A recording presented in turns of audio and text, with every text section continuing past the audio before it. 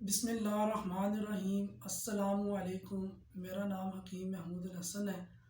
آج کی اس ویڈیو میں میں آپ کو گردوں میں جو پتھری یا گردوں کے سسٹم میں پتھری بن جاتی ہے، گردوں کے سسٹم سے مراد یعنی مثانہ اور پیشاب کی نالی ہے، اس کی کیا کیا علامات ہو سکتی ہیں، کس طریقے سے مریض کو پتہ چل سکتا ہے کہ گردوں کی تکلیف ہو رہی ہے، کیا گردوں کی پتھری مسائل پیدا کر سکتی ہے۔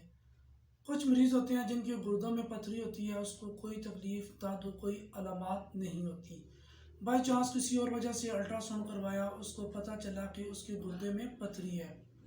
بعض دفعہ چھوٹی ہوتی ہے جو کہ نقصان نہیں دے رہی، اور بعض دفعہ بڑی ہوتی ہے جو اس کو نقصان نہیں پہنچا رہی۔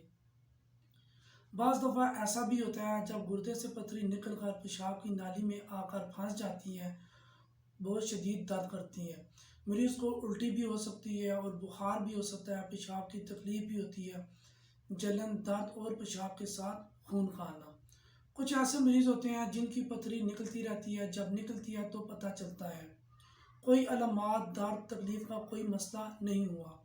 کچھ ایسے مریض ہوتے ہیں ان کے دونوں گردوں میں پتھری ہوتی ہے، گردے کے اندر اور گردے کی نالی میں پتھری بنتی ہے، ان کا پیشاب بند ہو جاتا ہے، مریض شکایت کرتا ہے کہ مجھے رات سے پیشاب نہیں آیا۔ اگر کسی کو پتھری کا مسئلہ ہے تو اس کو لائٹ نہ لے، اس سے گردے فیل بھی ہو سکتے ہیں۔ آج انشاءاللہ میں آپ کو ایک ایسا نسخہ بتاؤں گا جس سے آپ کے گردے، مثانے یا پیشاب کی نالی میں پتھری ہو، اس کو ریزہ ریزہ کر کے خارج کر دیں گے۔